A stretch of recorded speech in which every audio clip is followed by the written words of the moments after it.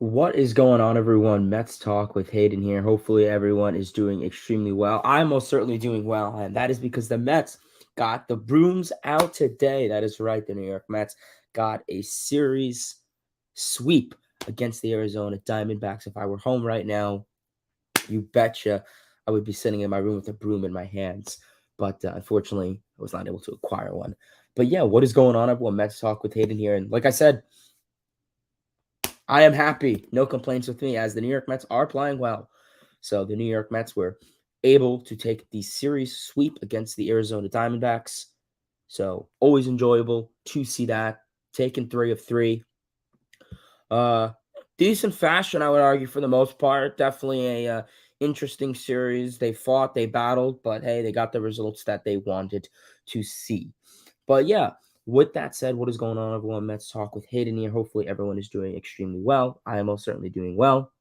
But in today's stream, we are going to be going over the New York Mets and the Arizona Diamondbacks series summary, pretty much summarizing the good and I guess really the few bad and ugly in this series. And then, of course, we are going to be going over the New York Mets and the San Diego Padres series preview. So, honestly, what can we expect in that series, in that season preview, which is pretty much going to be the final 2 game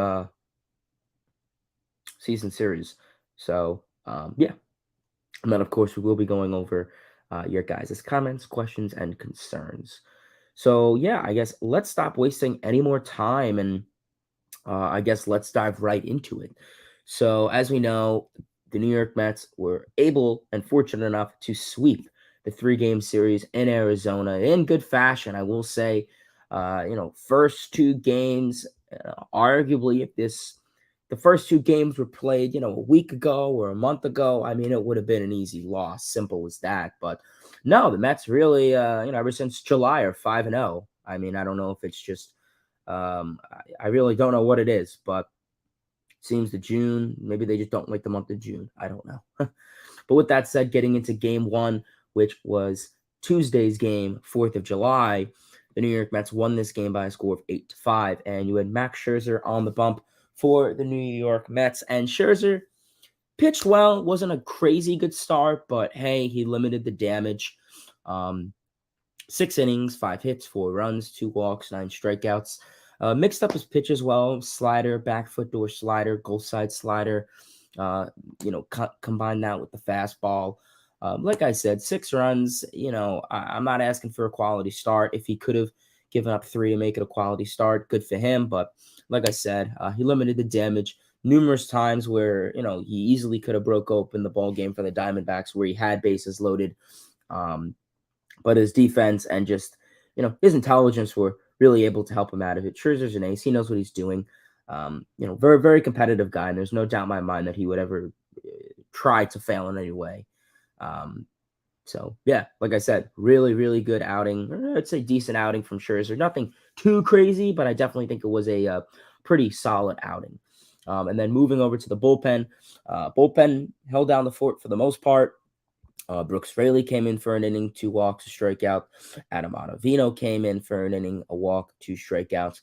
And then going into the ninth, Buck Showalter decides to go to Drew Smith, everyone's favorite closer, gets the first 2 outs, gives up a hit, gives up a walk, gives up another walk, gives up a run.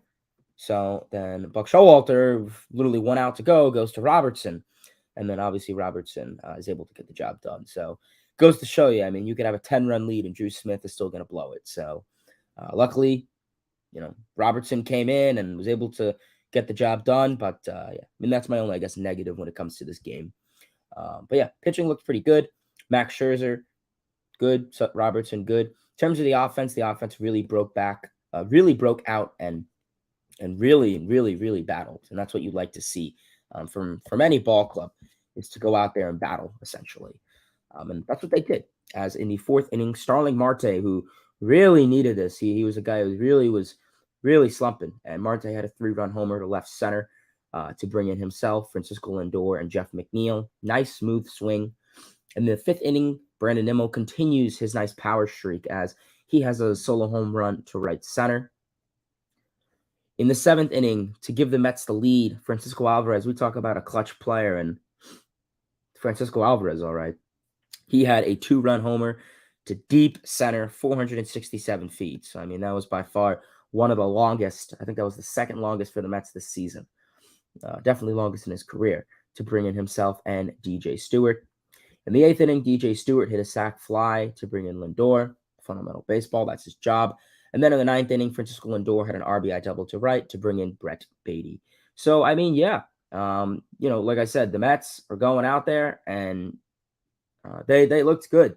I mean, I hate to use the term they battled and fought, but essentially that is what they did. They went out there, they battled, and they fought. Mets get the win 8-5. Max Scherzer, 8th win on the season. Robertson, 12th save on the season. Getting into game 2 of this 3-game set, and the Mets win this game 2-1. And I would say by far this was the best game this season. Maybe besides the Rays game with the comeback with Alvarez and Alonso, but I would say this was arguably the best game of the season. I mean, you talk about 2022, this would be a game that would fit last year. If this game was played 2 weeks ago, you would have lost 1-0. I mean, crazy. The Mets win this game 2-1. 2-1. Kodai Senga on the bump, and I would say by far this was probably Senga's best outing. Maybe also besides the Rays one, this was his best outing. 8 innings, the first time he ever went 8 innings, giving up 4 hits, a run, a walk, 12 strikeouts, 107 pitches. 72 of those were in the strike zone. So he located the strike zone. He didn't walk guys. Rarely saw any full counts. Got ahead in the count. But the biggest thing was his ghost forkball was really intact. His ghost forkball was really intact.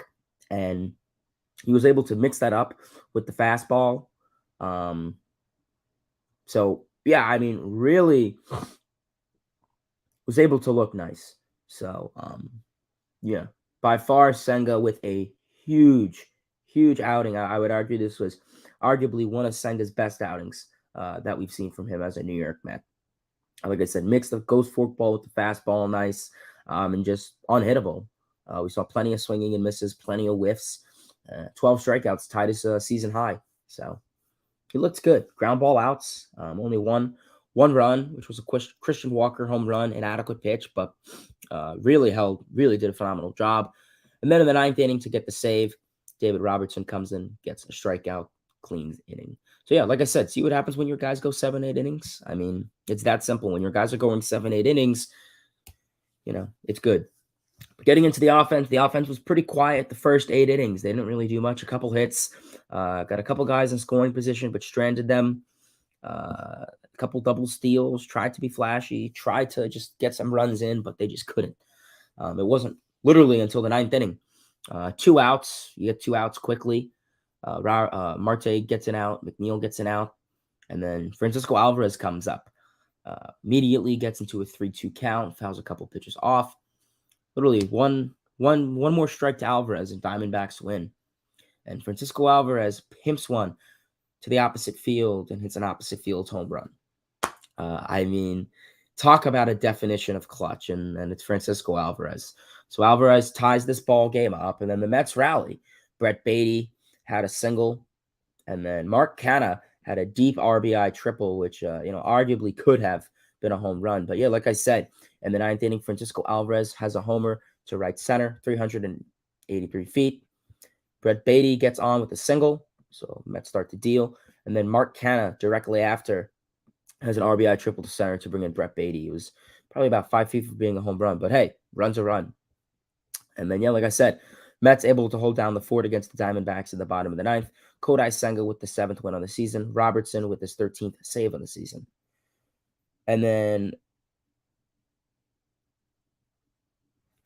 then obviously getting into game 3 and the final game of this 3-game series, a game that really was over before it started, and that is the Mets win yesterday's game 9-1. And yeah, they definitely beat up the Diamondbacks in this game.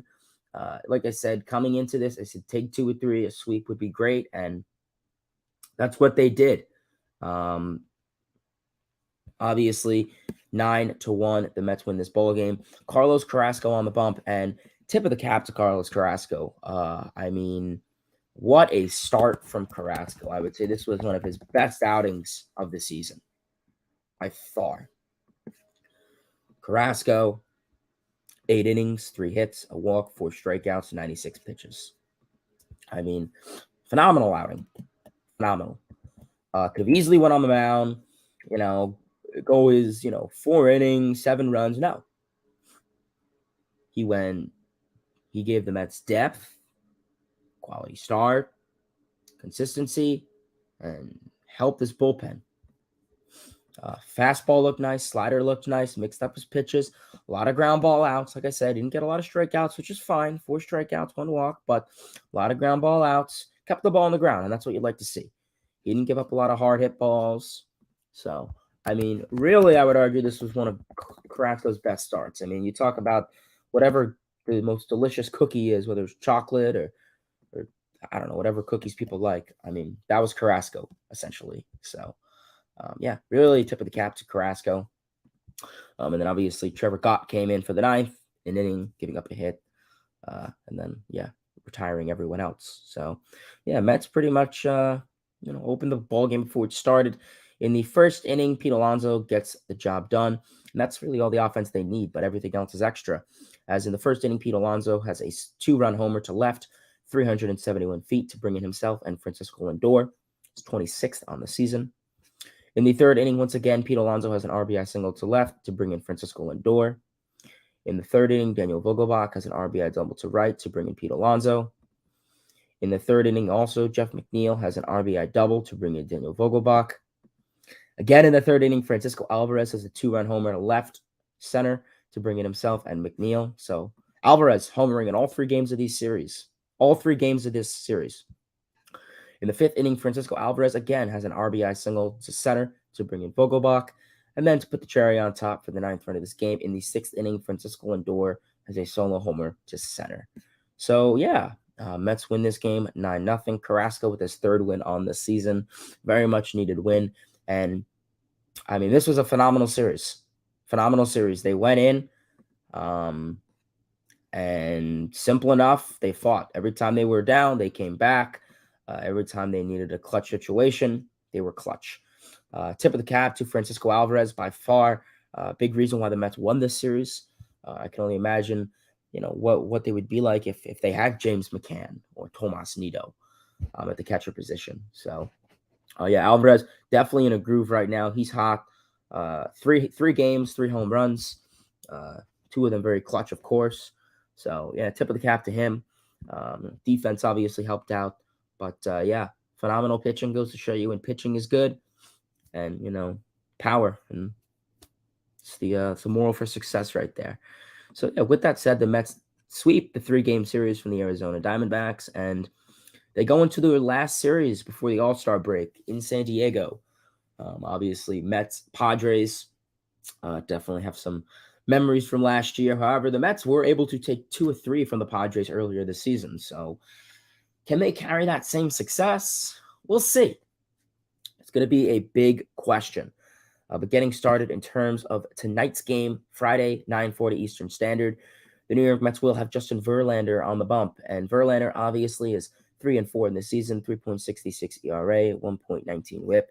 And, the stats could be a little deceiving. Last 4 or 5 games, he's been very well, only giving up 4 runs. So hopefully JV is in his groove. Mix up your pitches well. Fastball, slider, changeup, whatever he has. Mix them up. You'd like to see JV. He's your ace. It shouldn't be hard asking your ace to give you 6-7 innings of quality start. That's what I'm asking for. Quality start, help this bullpen, and, hopefully, you could expect, a good outing. That's what I'm hoping for. Yeah, and then obviously for the San Diego Padres, they will have Yu Darvish, who been struggling a little bit this season. Not a dominant season, like we've seen from him last year. We know that he's always beat up the Mets, but obviously you take a look at the last series, that wasn't really the case. The Mets were able to get on him, so we'll see how that goes. Getting into game 2 of this 3-game set. Tomorrow's game the New York Mets will have David Peterson on the bump. And, I'll tell you, for a person who, whenever I would see David Peterson on the bump, I would see, shit, well, that's the ball game. A little bit more optimistic this time. Obviously, Peterson got sent down to AAA, spent a couple months down there, got called back up, and the Mets were 2-0 when Peterson started. I just don't know if I think he just figured out a lot of things. The back foot door slider, the command, the control, the strike zone. Those are the biggest things for Peterson. He's not going to be this 12 strikeout guy and throwing 100 miles per hour, but, it's a ground ball guy, ground ball pitcher. Put the ball in play and let your defense take care of it. And, I think that's what you could possibly expect from Peterson in an outing like this. We know he's a guy who has complexities with the pitch count, getting guys on. But, hey, if he's getting, two guys on and gets that strikeout and double play, boom, boom, boom. That's what you need to do. So we'll see if Peterson can go out there and get his third straight win in terms of starts. But, yeah, lately the walks have been much better. He's keeping the ball in the ballpark for the most part. So that's good to see. And obviously for the Padres, they will have Blake Snell, who he's been doing pretty good so far this season. No major complaints. And then going into Game 3 in the final game of this 3-game series, Sunday, 4:10. The Mets will have Max Scherzer on the bump, making his final start before the All-Star break. And the last game, of course. Scherzer, 8-2 in the season, 4.03 ERA, 1.20 WHIP. Like I said, stats can be a little deceiving, but yeah, lately Scherzer's been looking pretty good. Biggest thing with Scherzer, I would argue, is mix up your pitch as well, but keep the ball in the ballpark. We know Scherzer and home runs have kind of been a thing this year. He's given up a decent amount of home runs, 16 home runs and 82 and 2/3 innings pitched. So keep the ball in the ballpark, keep the ball on the ground, and limit the damage if you're going to give up runs. Quality start would be ideal. And then obviously for the Padres, they will have Joe Musgrove, who has also been having a pretty solid season. I'd say the walks are a concern, but otherwise that's really about it. Yeah. So that's the Mets Padres series preview. Obviously, Mets 5-0 in their last 5. Padres 4-1 in their last 5. Mets are coming off of a series sweep against the Diamondbacks. Padres are coming off of a series sweep against the Angels. These teams have the exact same record, 41-46. Mets are 21-27 on the road. Padres are 23-22 at home. So, this is a big series for both of these teams. Going into the wild card, you're going into the All-Star break. You're going to have a week off. Both of these teams, Mets have the highest payroll in baseball. Padres have the second highest payroll in baseball. And these are teams that have been having a disappointing season. Listen, say what you want about the Mets, but a team that no one talks about is the Padres. A team that has been spending much longer than the Mets. They've been spending since 2018, 2019. And they have, say what you want about 2020, but technically won the same amount of playoff appearances as the Mets last year. This is a team that, has guys like Tatis, Soto, Machado, Bogarts, and you still can't win. Listen, talk about money, buying championships, stay on here all day and talk about that. But yeah, Padres are having a disappointing season and no one's really talking about it, I feel. So yeah, we're really gonna have to see. This is gonna be a very big series for both of these teams. Both of these teams trying to win the series, trying to go into the All-Star break positive.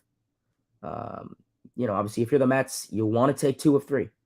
You don't want to go into the All-Star break, losing the series or getting swept or whatever, because then, that pretty much means, the 5-game win streak you just had is kind of out the window for the most part. And, Mets finally have some optimism. And I would argue there's a possibility that the Mets can get hot and can turn around their season now. It's just going to be if they want to continue to carry on it. So, like I said, they have the same record. Mets, Padres are an interesting team. Like I said, offensively, their offense hasn't been great. Mets do have better offensive numbers, shockingly. Whether it's average runs, home runs, OBP, slugging. However, Padres, I would argue, do have the better pitching staff recorded. I mean, on paper, I would say it's the Mets, but in terms of results, it's the Padres right now. But yeah, it's gonna be a very interesting series by far. Ideally, you'd like to take two or three. Uh, I think you could take the first game and then you go to the rubber game match. So yeah, we will have to wait and see.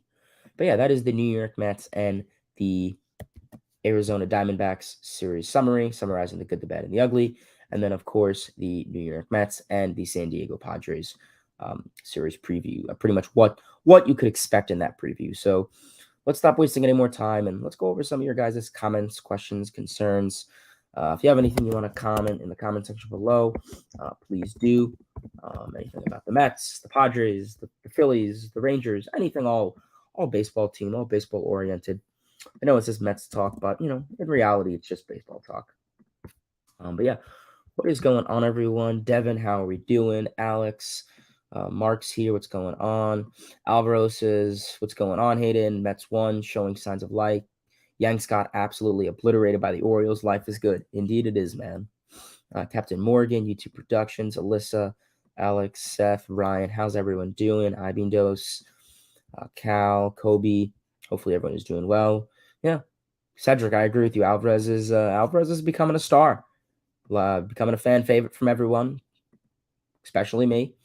Yeah, Alvarez is definitely showing Met fans a good reason to like him. Considering the Mets have really been having a hard time at their catcher position, the last 4 or 5 years, and now they really goes to show that they finally have their catcher.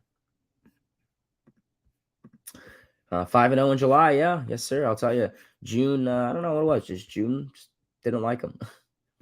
Kobe says, "Can the Mets make the playoffs?" Yeah, I mean, like I said, anything's possible. Just keep winning series. You gotta go. You gotta take two or three. Win series. If you're gonna lose, 7 series in a row, well, then bye bye playoffs. But if you're gonna win 7 in a row, well, you're in contention. Rely on your team's success, not other teams. Captain Morgan says, "If you were the GM, what would you do to the team?" It's not what I would do, Captain Morgan. I think it's what would I have done in the offseason. And that is when it comes to, I think the biggest thing that Billy Epler, made the mistake on was his fascination with not obtaining optionable bullpen arms. And that's what I would have done. I don't care about an extra draft pick. I would have no problem acquiring the Michael Fulmers and Andrew Chafin's and the optionable arms. Say what you want. Maybe their stats aren't great, but better than Dominic Leone, better than Drew Smith. Just saying.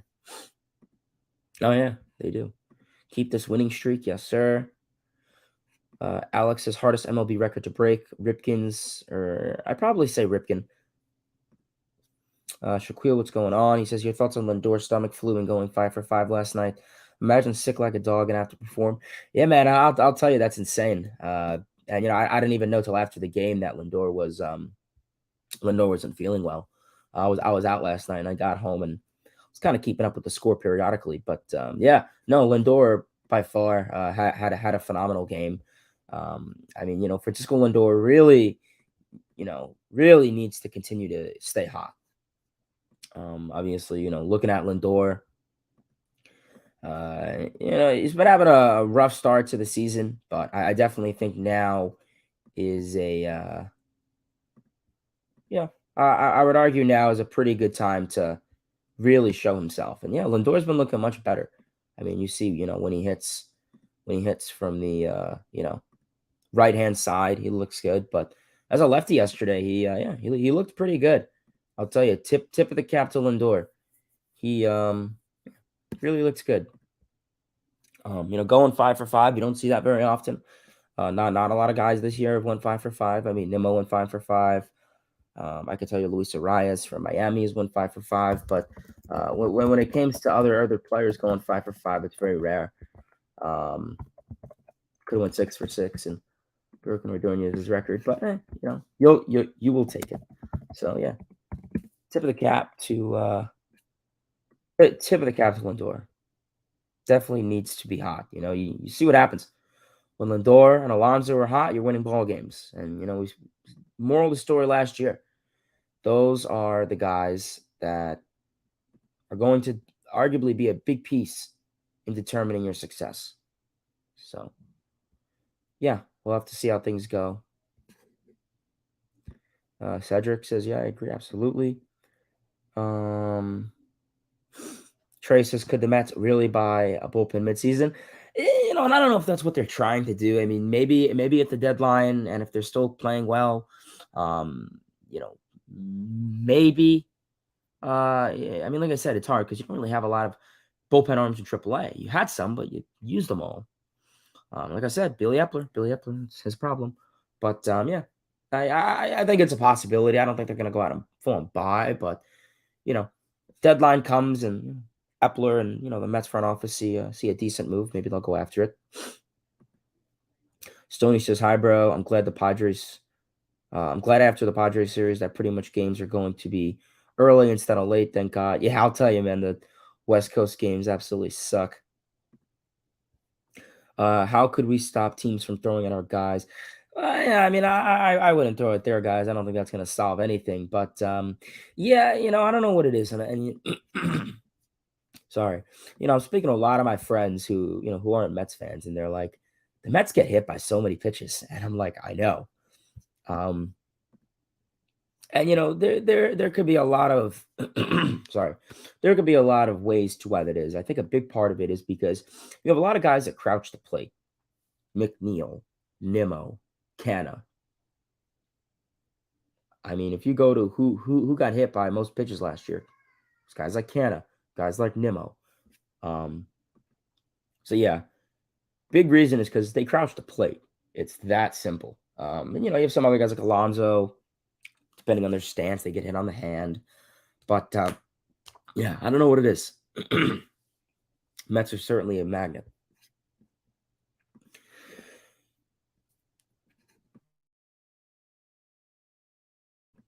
My apologies. Allergy season sucks. Kobe says, biggest strength and weakness for this team. Say strength, offense. Actually, I would say stealing bases. Very speedy team. Weakness, probably bullpen.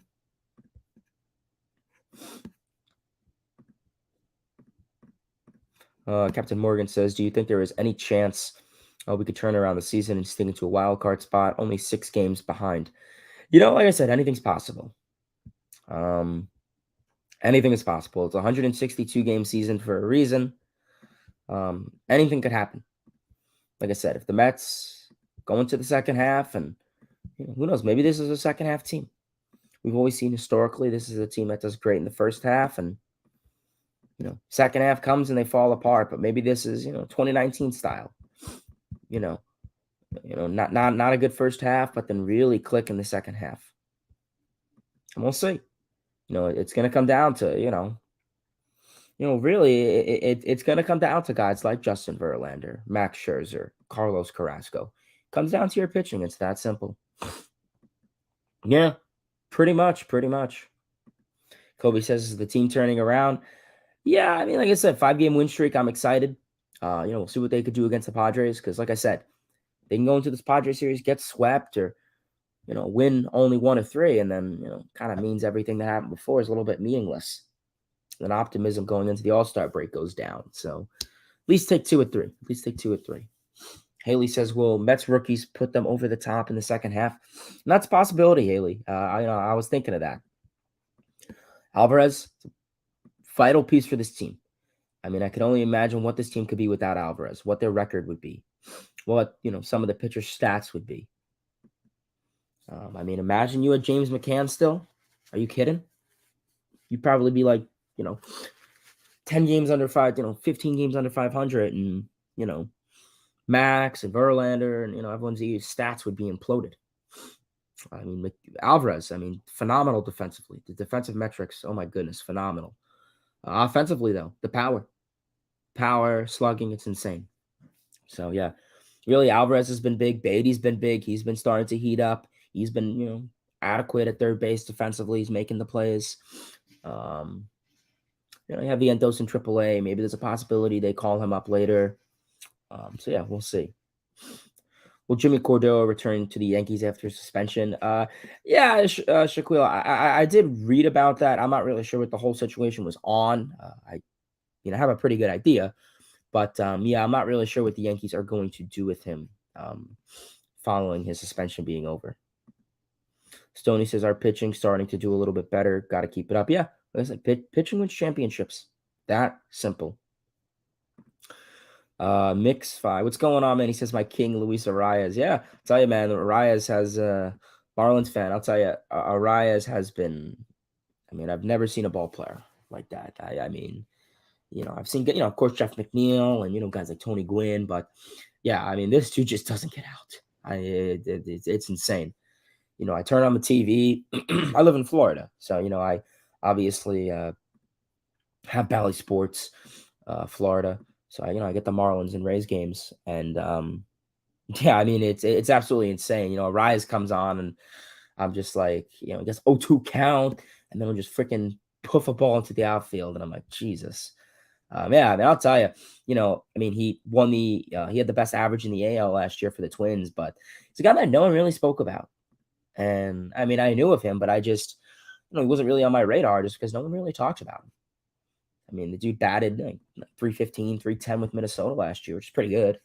I mean, I'm not a crazy average guy, but, still good OPS, good OBP. Doesn't hit for power, but, doesn't matter. He's a table setter. So, yeah, he's been a huge part for the Marlins' success. And Marlins are playing very well this year. Very well. I knew the Mets wouldn't stay cold for long. Yeah, like I said, we'll see. 5-game win streak. You like it. Make it 6, make it 7, make it 8, and I'll be happy. But, just take 2 or 3 from San Diego. That's all I'm asking. But, yeah, like I said, we'll see. Anything could happen. Yeah, it's a good point. Lindor was just a double away from the cycle. Cal says Alvarez is the bright spot so far this year. 21 years old, insane. I'll tell you, I mean, it is insane, and I'm really hoping. Obviously this dude has like 5 years of arbitration left, but I'm really hoping the Mets can give this guy, lock him up, give him an Acuna type, a Braves type contract, 8-9 year, 150 million. Because I mean, he is already a top 3, he's already a top 5 catcher. Defensively, no doubt. Offensively, no doubt. I mean, you think of guys like Will Smith and Sean Murphy. Well, Alvarez is in that role too. Believe he has the most home runs as a catcher to the catcher position at 16. I want to say Murphy has 15. Don't quote me on it, but yeah, I mean, Fransisco Alvarez. I mean, if I were to sit here in March and say Alvarez is but a big part to the offensive success, 16 homers, I would have said, but yeah, he's been great. TP35. Oh, what's going on, man? Good to see you. Happy you are back on YouTube. Hopefully all is going well. I believe you're forget my ignorance. I want to say you're a Royals fan, Cardinals fan, maybe. I think that's Travis Kelce. So yeah, maybe a Royals fan. But yeah, if anyone else has any more comments, questions, concerns, please feel free to drop them in the comment section below. Obviously, we got a lot of good stuff talking about in today's stream. Yeah, I mean, just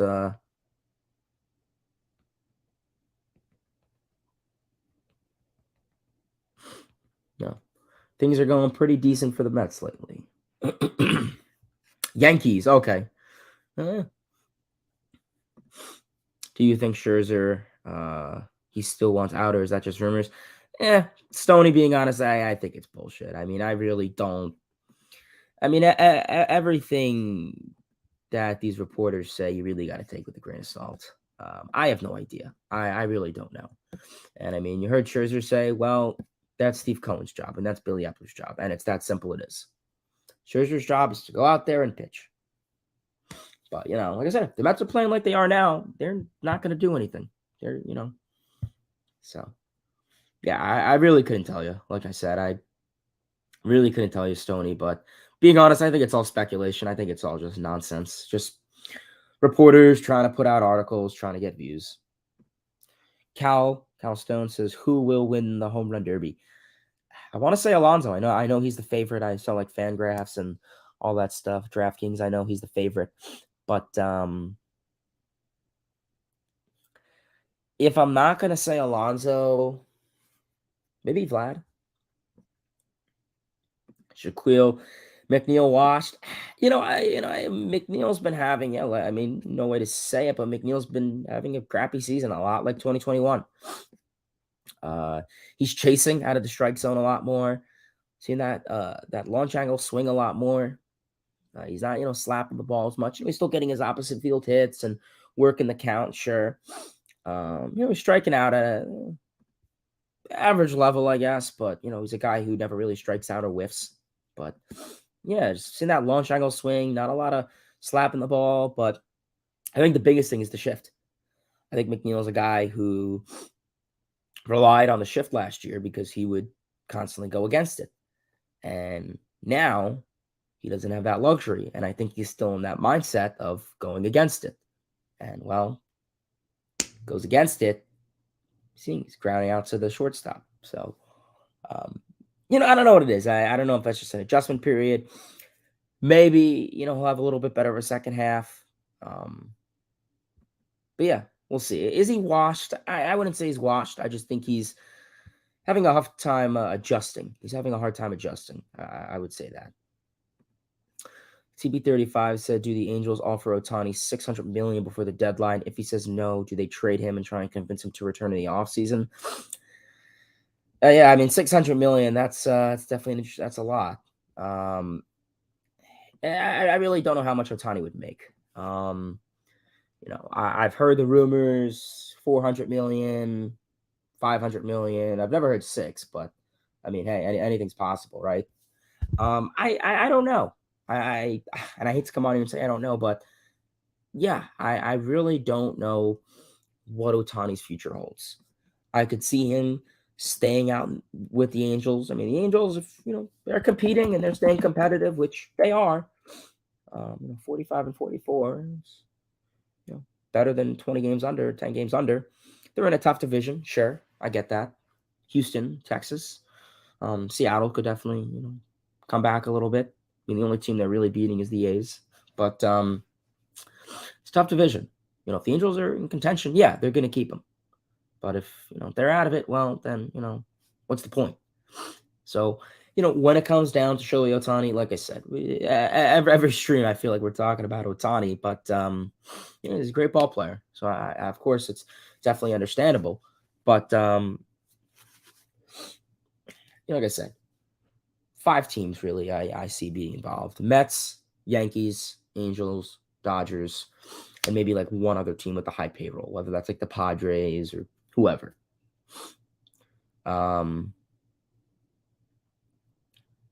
Otherwise, it's tough.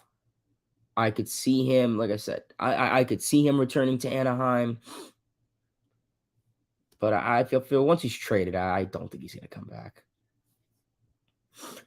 Stoney, appreciate you tuning in. John, what's going on? He says, bring up Mauricio and Luke Ritter. Yeah, I mean, we will see. Mauricio has been raking in AAA.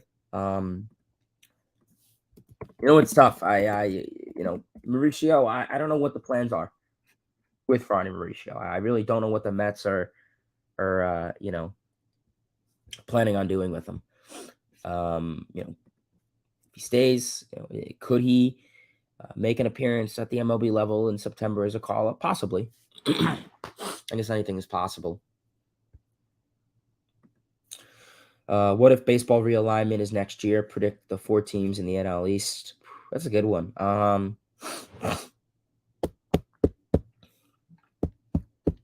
I would say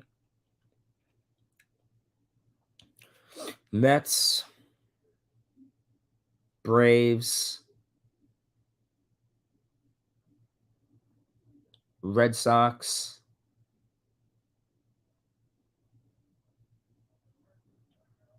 Orioles. I think that's a decent one. I don't know. You mean Mets? I don't know. It's kind of have the rivalry there a little bit still, I feel.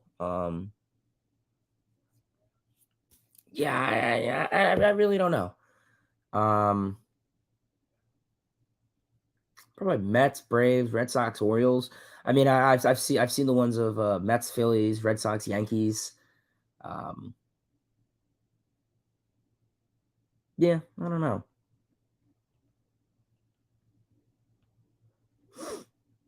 Thoughts on MLB expansion 2025? Yeah, like I said, I'm all about MLB expansion. With Oakland's been very relevant lately, with Las Vegas, but yeah, I'm all for MLB expansion.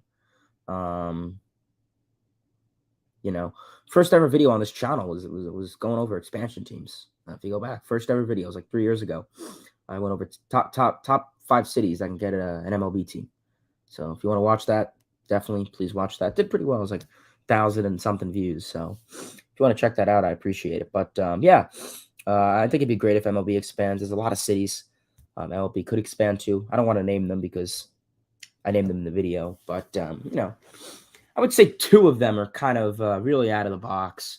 I would say the three of them are pretty well known ones, but two of them I named, and everyone was kind of like, huh, would have never thought that. And I think one of those two, one of the two is a football team. Um, but yeah, I'm in favor. I think MLB needs more teams. I think expansion, I think it'd be a good thing for the sport.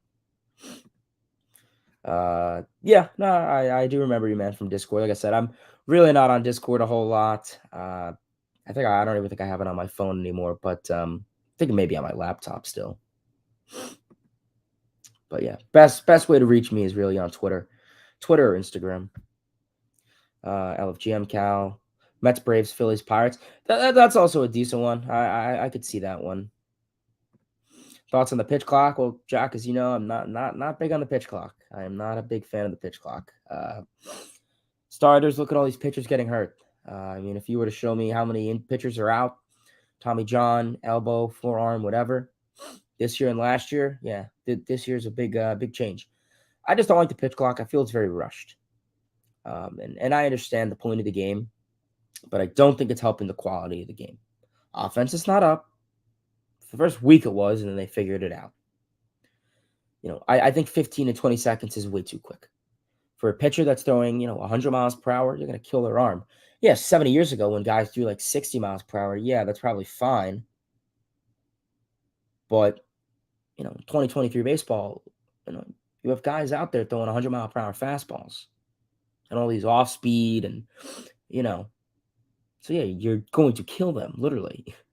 So, I hopefully they could change it instead of 15-20, maybe it's 20-25. I don't know. I mean, if you go to games, I went to 7 baseball games this past month. I've been doing a ballpark extravaganza. Trust me, I go to get a drink and food, and I come back, and it's like, 2 innings pass, and I'm like, geez. Shaquille says, should baseball make a designated runner? Nobody wants Vogelbach to run the bases. It's embarrassing. Yeah, I mean, that's what you have a pitch runner for. That's what you have guys like Billy Hamilton and Terrence Gore and Tim LaCastro for, I guess. So, yeah, I mean, I wouldn't be against it. Alvarez is Soto available for the Padres? To play for the Padres tonight? Yeah, I don't see why he wouldn't be. Unless he's hurt, but not to my knowledge. Brooklyn Boris, what's going on? He says, anyone you like on the Cyclones to get to the show? Look at their roster. Like I said, I mean, you talk about high A. I mean, Tidwell in high A? I believe he is. Yeah, Blake Tidwell's in high A. But like I said, I mean, pitching prospects is something that this team really is lacking. But yeah, Blake Tidwell has really been showing off. I projected him to have a really good season. Start off at high A. I wouldn't be surprised if Tidwell finishes towards the end of the year in Double A, arguably even Triple A. But yeah, Tidwell's been pitching great. Strikeouts have been there, whiffs have been there, off speed. Tidwell's been looking nice. Like to see guy maybe Calvin Ziegler can get promoted in a couple months. We'll see. I know he's hurt, but still. But yeah, I'd probably say Blake Tidwell's a guy. Mets need to look into Hader and Soto. Yeah. I mean, like I said, John, I think that's kind of a reach right there to ask, but Yeah, in the offseason, if anything happens, I think it's a possibility. Like I said, you'll get Diaz back. Hopefully Diaz will be elite. I don't think he'll be what he was last year, but I think he could be pretty solid, pretty definitely an elite closer still. Yeah, I mean, it's gonna be a big offseason for the Mets. Is it risky for Alonso to be in the home run derby? Yeah, I mean, listen, I think when it comes to the wrist, I think he's fine. Um, I guess you can, like I said, anyone can get hurt, anyone. And I mean that's why you don't see injury prone guys like Judge or whoever doing it. But like I said, it is what it is. Um, like I said, it's personally, I mean, I kind of think the All Star game is stupid. I think it's a popularity contest. I think it's like the Pro Bowl. I mean, the Pro Bowl's stupid. They've made it dumb, but I don't know. I think the All Star game, like I think the foundation's nice, but the people who vote are just very stupid. I mean, it's a popularity contest. That's simple. But yeah, I guess if anyone else has any more comments, questions, concerns, please feel free to drop them in the comment section below. Otherwise, we're probably going to get ready to call it a stream here. I really do appreciate everyone for tuning in. Who should replace Corbin Carroll for the All-Star game? I don't know if he's on the IL. I don't know if it's been announced. I know he got hurt swinging. But yeah, hopefully he's not hurt. I think he's a good ball player. Yeah, maybe. I really don't know if he's hurt. I'd like to see Nimmo. I mean, I think Nimmo's more deserving. Say what you want about Tatis, but he hasn't even, he came back in like mid-May.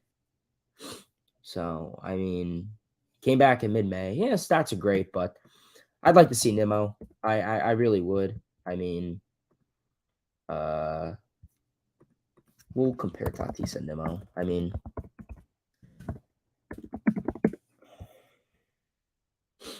well, that's the thing. So when it comes to it, Nimmo has more hits. Yeah, I mean, I would say they're about around similar. Tatis has the OPS plus, he has the OPS, he has the slugging, but Nimmo has the more, contact, OBP, same amount of home runs, same amount of RBIs. Yeah, I'd probably say Tatis or Nimmo maybe, but yeah. Does Soto get traded at the deadline? Yeah, we'll see. Anything is possible.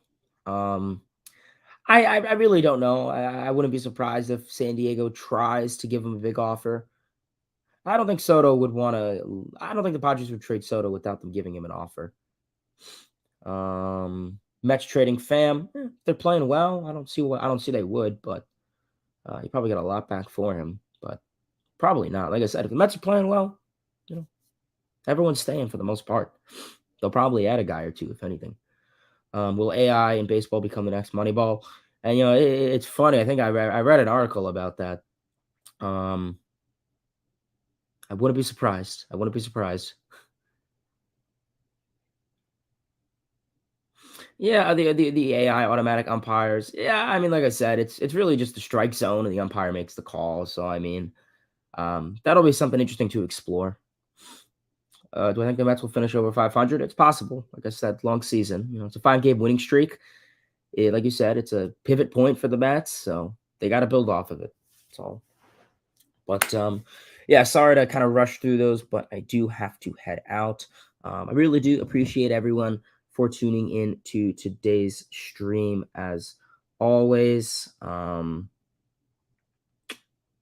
Definitely appreciate everyone for tuning in.